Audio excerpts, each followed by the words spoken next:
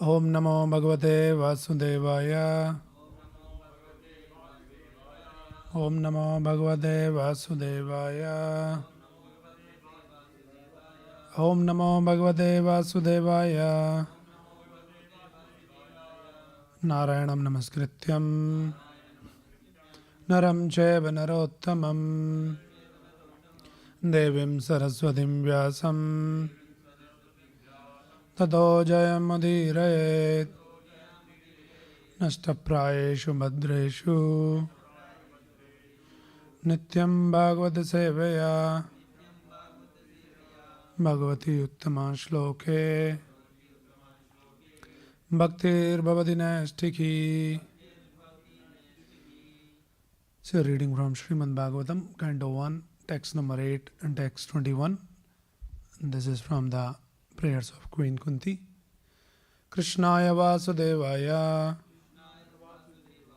Devaki Nandanaya Cha Nanda Gopakumaraya Govindaya Namo Namaha. Krishnaya Vasudevaya Devaki Nandanaya Cha Nanda Gopakumaraya Govindaya Namo Namaha. Krishnaya Vasudevaya Devaki Nandanaya Cha Nanda Gopakumaraya Govindaya Namo Namaha. Krishnaya Vasudevaya Devaki Nandanaya Cha Nanda Gopakumaraya Govindaya Namo Namaha. Translation and purport by His Divine Grace A.C. Bhaktivedanta Swami Srila Prabhupada. Translation. Let me therefore offer my respectful obeisances unto the Lord, who has become the son of Vasudeva, the pleasure of Devaki, the boy of Nanda, and the other cowherd man of Vrindavan, and the enlivener of the cows and the senses. Purport. The Lord, being thus unapproachable by any material assets, out of unbounded and causeless mercy, descends on the earth as He is in order to show special mercy upon His unalloyed devotees and to diminish the upsurges of the demonic persons. Queen Kunti specifically adores the incarnation or descents of Lord Krishna above all other incarnations because in this particular incarnation He is more approachable. In the Rama incarnation, He remained a king's son from his very childhood. But in the incarnation of Krishna, although He was the son of a king, He at once left the shelter of His real father and mother, King Vasudeva and Queen Devaki, just after His appearance, and went to the lap of Yashodamai, play the part of an ordinary cowherd boy in the blessed Braj Bhumi, which is very sanctified because of His childhood pastimes. Therefore, Lord Krishna is more merciful than Lord Rama. He was undoubtedly very kind of Kunti's brother Vasudeva and the family. Had he not become the son of Vasudeva and Devaki, Queen Kunti could not claim him to be her nephew and thus address Krishna in parental affection. But Nanda and Yashoda are more fortunate because they could relish the Lord's childhood pastimes, which are more attractive than all other pastimes. There is no parallel to His childhood pastimes as exhibited at Braj Bhumi, which are the prototypes of His eternal affairs in the original Krishna Loka, described as the Chintamani Dham in the Brahm Samhita. Lord Sri Krishna descended Himself at Braj Bhumi with all His transcendental entourage and paraphernalia. Sri Chaitanya Mahaprabhu therefore confirmed that no one is as fortunate as the residents of Braj Bhumi, specifically the cowherd girls, who dedicated their everything for the satisfaction of the Lord. His pastimes with Nanda and Yashoda and His pastimes with the cowherd man, especially with the cowherd boys and the cows, have caused Him to be known as Govinda. Lord Krishna as Govinda is more inclined to the Brahmanas and the cows, indicating thereby that human prosperity depends more on these two items, namely Brahmanical culture and cow production. Now, Krishna is never satisfied where these are lacking. Thus ends the Bhakti Vedanta purport. Om Ajnanatimirandasya Jnananjana Shalakaya Chakshurunmilitam Yena Tasmai Shri Guruve Namaha. Namo Om Vishnupadaya Krishna Prasthaya Bhutale Srimati Bhakti Vedanta Swaminiti Namine Namaste Saraswati Deve Gauravani Pracharine Nirvisesha Shunyavadi Bhashyada Deshadarine Jai Shri Krishna Chaitanya Prabhu Nityananda Shri Advaita Gadadhara Shri Vasadi Gaura Bhaktivinoda Hare Krishna Krishna Krishna Hare Hare Hare Rama Rama Rama Hare Hare. Hare Krishna. So welcome all the devotees for today's Bhagavatam class.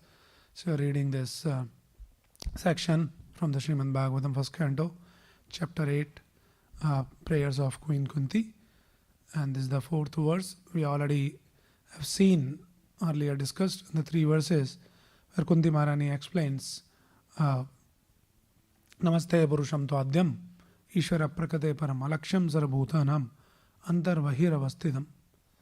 So Kunti Maharani explains that Krishna is the Supreme Lord. He is everywhere.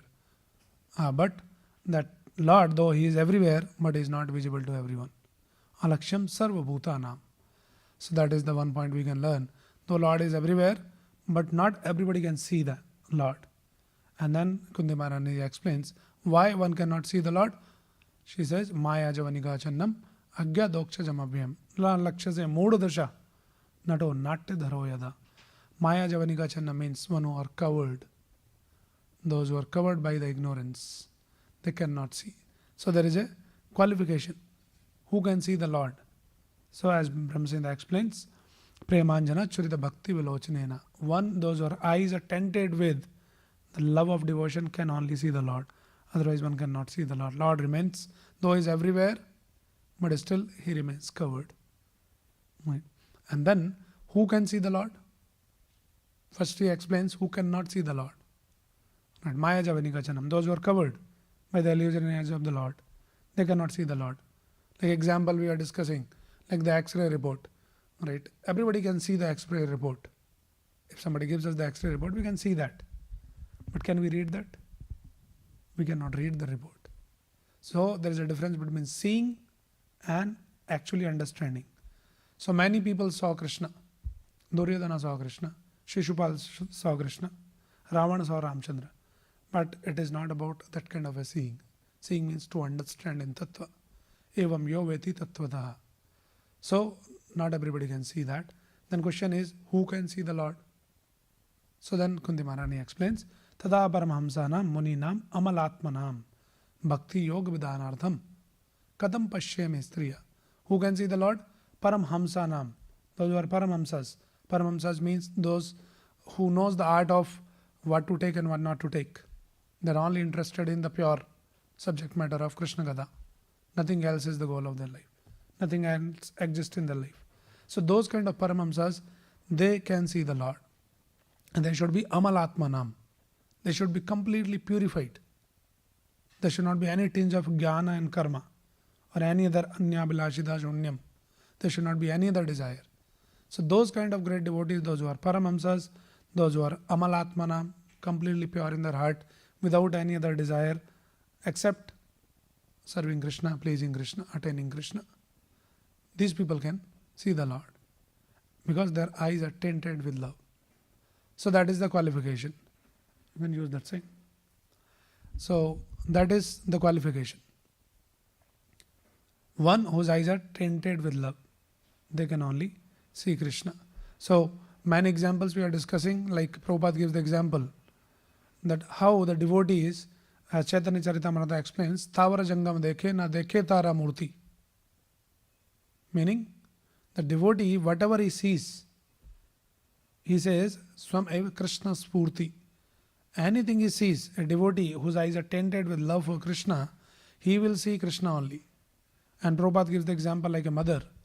When the child is away, going to school, and then mother, when she's cleaning the house and she sees some toys or some clothing of the child immediately she can see the child, she can remember the child. So with that kind of a vision, that kind of the consciousness, one can see Krishna. Like when we see the sun, we can remember Krishna. Yachakshu eva savita sakalagrahana. That sun is the eye of Krishna. And then when we are talking about, so this is the way, like when we look at the tree, we are discussing that example, right? Last time. So as soon as you see the tree, a devotee who is purely Krishna conscious, what he sees, he doesn't see tree like a tree, but he can remember Krishna in so many different ways. And we discussed that in the previous verses. That how the instruction of Chaitanya Mahaprabhu, Tarorapi Sahishnuna, one should be tolerant like a tree. Right? Devotees are like the desire tree. They can fulfill all the desires. And like that, somebody was quoting that Samane Vrakshe Purusho Nimagna. There is this analogy is given in the Upanishads that this body is like a tree. And there are two birds are sitting in this tree. One is soul and one is super soul. So like that, this is the vision of the Paramhamsas. Whatever they see only Krishna, they remember Krishna only. So in these three verses, Kunti Maharani has established that Krishna is the Supreme Lord, Krishna is everywhere, and what are the qualifications to see Krishna. And then at the end of that third verse, she says, Katam Pashyami Striya, that people like us, I am a woman, I am a simple woman, I am not a great philosopher. For us, it is very difficult to understand Krishna. So when now Kunti Maharani, though out of her humility, she is saying all of that I am a simple, less intelligent woman, I cannot understand. But we all know that how Kunti Maharani is a great devotee. So also Kunti Maharani by this expression teaching us one important principle that we learn from today's discussion. Kunti Maharani is saying, Katam Pashyami Striya, like, my case is like hopeless. I cannot understand Krishna. So sometimes it may happen in our life also. Sometimes we feel little hopeless, shelterless. I have been chanting, but there's no taste is developed in chanting. Somehow I am not able to, absorb myself in Krishna. There's no love is developed in my heart for Krishna. So it looks like my case is also hopeless, shelterless. When we feel sometime, due to whatever reasons, sometime it might be the influence of ignorance also, we might feel like that. And that is the part of the process. Sometimes we feel high, sometimes we feel low. So sometimes when we feel low, we feel hopeless. And that is what Kunti Maharani is saying. Katam Pashyami Striya, what people like us, what is the hope for them? And then in today's verse, hope is this. Whenever we feel little low, immediately we should take the shelter of the holy name of the Lord. And that is what Kunti Maharani is saying. Krishnaya Vasudevaya Devaki Nandanaya Cha Nanda Gopakumaraya Govindaya Namo Namaha.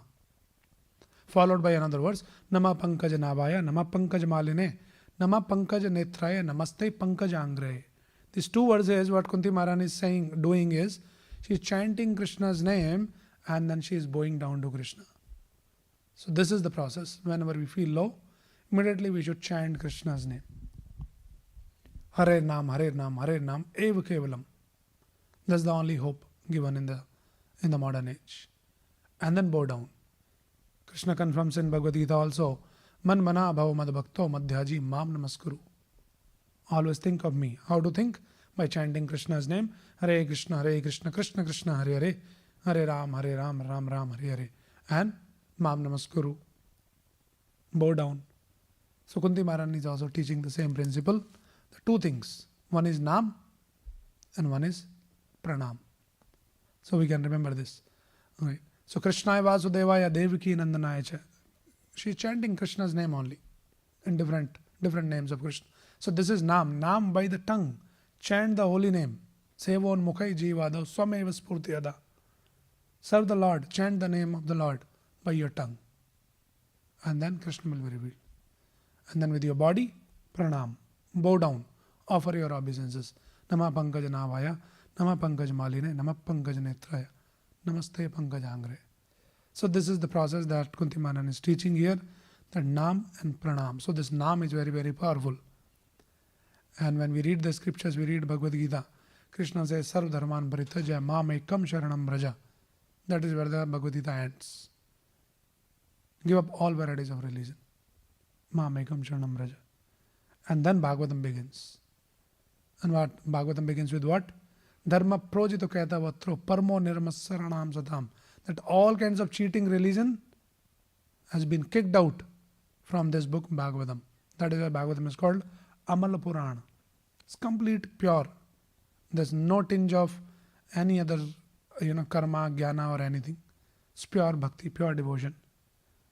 So that is where the Bhagavatam begins. And where does the Bhagavatam ends? So Bhagavatam ends with this. After 18,000 verses, Sanskrit verses spoken in Bhagavatam, the conclusion, the last verse of Bhagavatam is this. Nam sankirtanayasya sarva papa pranashanam pranamo dukashamnena tam namami hariparam.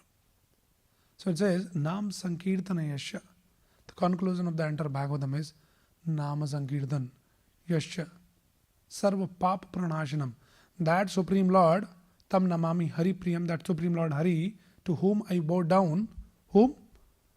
Nam sankirtanayasya, whose holy name, sarva papa pranashanam. So powerful that it can wipe out all the sinful reactions. So that is the potency of Krishna's name. So we should take the shelter of Krishna's name, like the Kunti Maharani is doing here by chanting Krishna's name. What she is doing is Krishnaya Vasudevaya. There is another example that comes in the Srimad Bhagavatam 10th canto. We know that all Mrad Bhakshan Leela. Then one time when Krishna ate the dirt, right, and then Balramji goes and complained to Yashodamai that Krishna ate the dirt. And then Yashodamai was kind of interrogating Krishna. Did you eat the dirt? Your friends are coming, your brother himself is coming. Balram generally, on the side of Krishna. But this time Balram is coming and complaining against you. So then, Yashodamai say, okay, open your mouth, I want to see whether did you really eat the dirt or not. And when Krishna opened the mouth, what Yashodamai saw was the entire universe, the whole Brahmanda. So Yashodamai was bewildered. She said, these people are coming and complaining that you ate the dirt, but looks like you ate the whole Brahmanda only. That is inside your mouth. She was bewildered by seeing that. And Prabhupada writes in that purport that when Yashodamai could not understand that what to make out of this, that the entire universe, all the planets and the rivers, the oceans, everything was seen inside the mouth of Krishna, she got bewildered that what is this I am seeing? And in that state of bewilderment, she started praying and chanting the name of Lord Vishnu. So whenever there is a bewilderment in life, one should immediately, she chants the name of Vishnu, that, oh Lord Vishnu, please give protection to this small innocent child. Something happened to him. So that is how a devotee, anything happens in life, immediately the devotee take the shelter of the holy name. Right. So here Yashodamai is beautifully glorifying Krishna by using the different names. 5 names she has used. Krishnaya Vasudevaya Devaki Nandanaya cha Nanda Gopakumaraya Govindaya Namo Nama. So Krishnaya. So Krishna, this Baladev Vidyabhushan, he comments that Krishna has innumerable names, many names. But that very name Krishna is the highest and the dearest name to Krishna. Krishna like this name other than our so many other names. So Krishna is the principal name, as Prabhupada also says. Krishna means all attractive. Right. So when Gargamuni came and to name Krishna, Shukla Raktastata Pita Idanim Krishna Tagada. So Gargacharya, he gave the name. He says, your child, O Nanda Maharaj, your child, he is not some ordinary boy. He has come in different incarnations in the past. Shuklo, Raktas, Tata Pita. And now he has come as your son. And he will be the source of all the pleasure. He will attract everyone. He will protect everyone. His name will be Krishna. So Krishna, actually, the definition of Krishna has been given. It is in the Mahabharata by Vedavyasa. And Prabhupada quotes in one of the words in the Chaitanya Charitamrita, Adi Lila. What is the meaning of Krishna? So it says, Krishir Bhubachika Shabdo Nas Cha Nivrati Vachika Tayor Ekyam Param Brahma Krishna iti abhidhiyade. This is the definition of Krishna. The word Krish is the attractive feature of the Lord's existence, and Na means spiritual pleasure.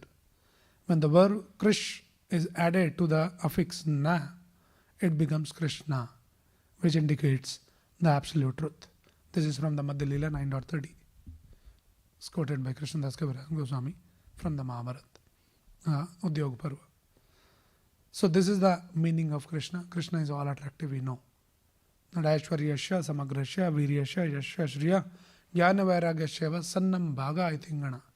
They are the 6 opulences which Krishna possesses in full, and that makes Krishna all attractive. So Krishna means all attractive. Also, Krishna comes from the Krish Dhatu. So one of the meaning of Krish Dhatu, one of the meaning is Karshana. Karshana means to plow. So that is also another feature of Krishna.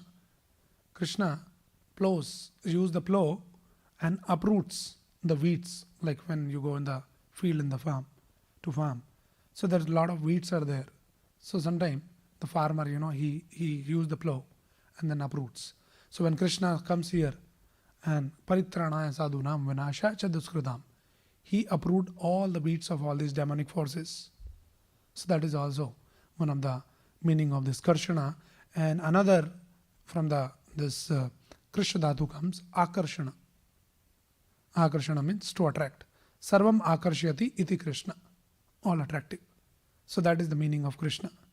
There is this story in the Vrindavan that one time when Krishna was a small child, so everybody was enchanted by Krishna's beauty.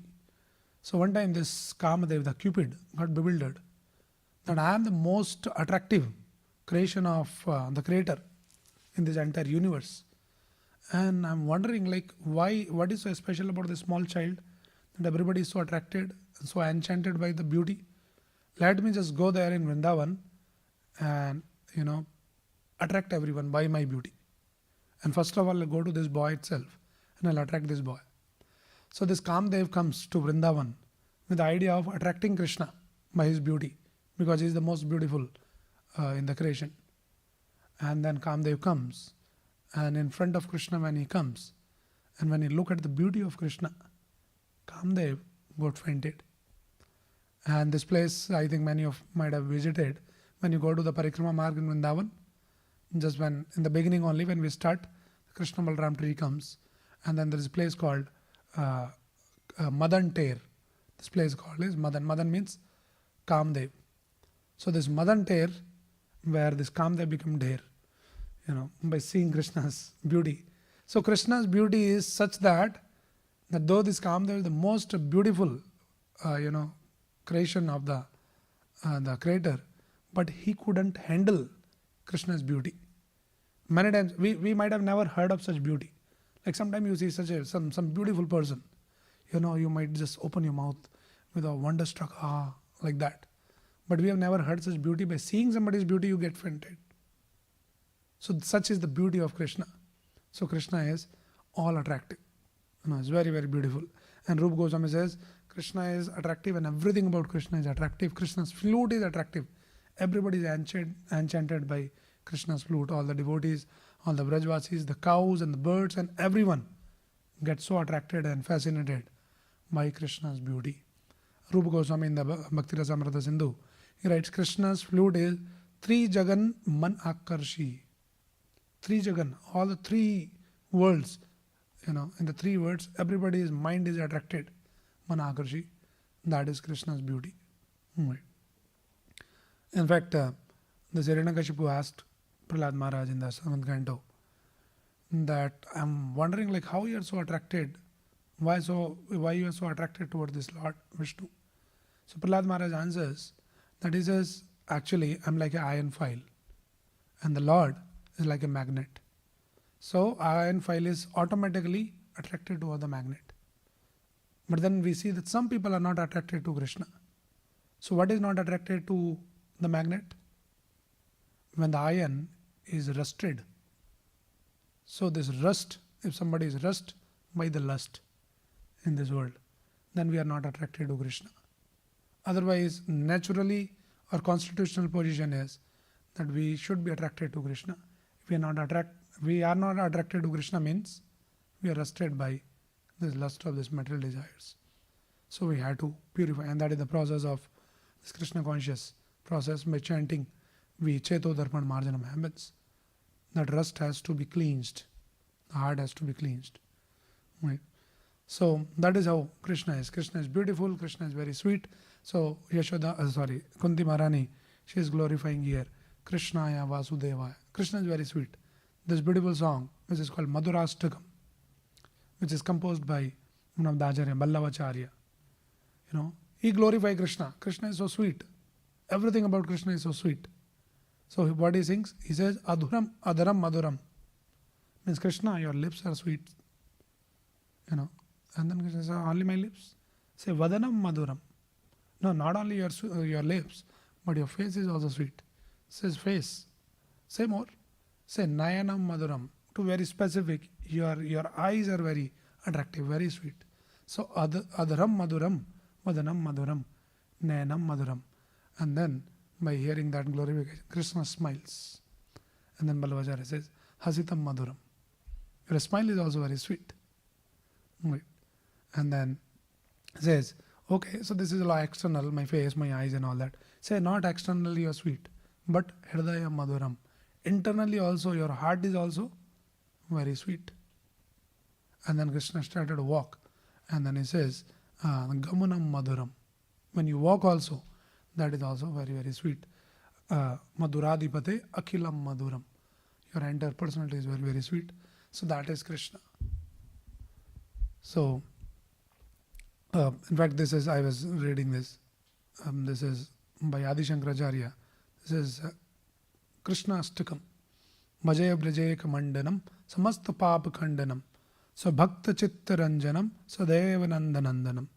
So Butcha Gutcha Mastakam, Sunada Venu Hastakam, Anangaranga Sagaram, Namami Krishna Nagaram. So Adi Shankaracharya also, though he professed the philosophy of impersonalism, but he is glorifying Krishna in so many ways. So Krishna is all attractive and all sweet Lord, and here Kunti Maharani, she is glorifying Krishna. Krishnaya, and then she is saying Vasudevaya. Vasudeva means many people, the son of Vasudeva, Prabhupada explains in one of the lecture. Prabhupada says, Vasudeva, many people translate Vasudeva means all pervading feature. Vasudeva, one of the meaning of Vasudeva means all pervading. Like all this, it's like a Brahman, impersonalist. Say God means all pervading. Right. But here, Kunti Maharani is not interested in talking about this Brahman feature. She has the personal relation with the Lord. Prabhupada says one who is staying in the sun planet, he doesn't care, he doesn't talk about the sunshine. He directly go and associate with the sun god. So the devotees are not interested in talking and addressing Krishna as Vasudeva, meaning he is all pervading, he is Brahman. No, Vasudeva is a personal feature of the Lord. Right. So that is the meaning of this Vasudeva. But to understand this feature of the Lord, it takes many, many lifetimes. What Krishna says in Bhagavad Gita? What is that verse? Bhavanam janmanam ante jnanvan mam prapadyate vasudevam sarvamiti sa mahatma sudurlava. It's very rare to understand that feature. Different features are there, Brahman, Paramatma and Bhagavan. To come to that level that Krishna is the Bhagavan, he is a person, all attractive Lord. To come to that level, it takes many, many lifetimes of, the Bhashya.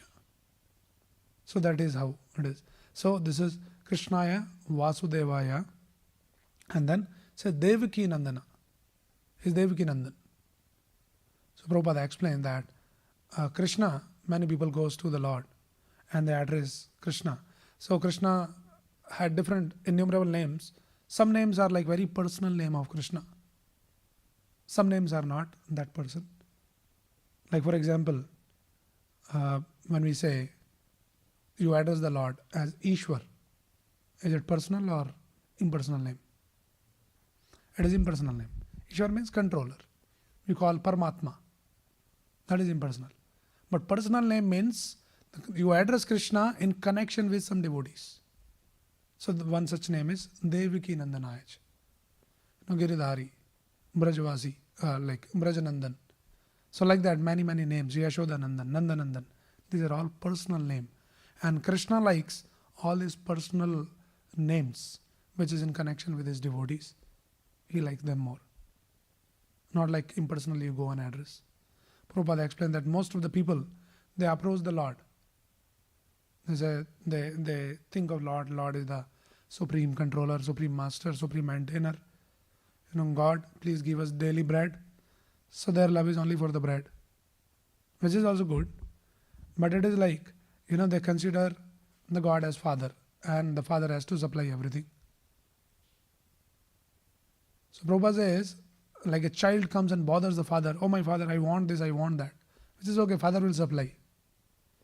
But there are some devotees, those who act like the father or mother of Krishna. Krishna like that more.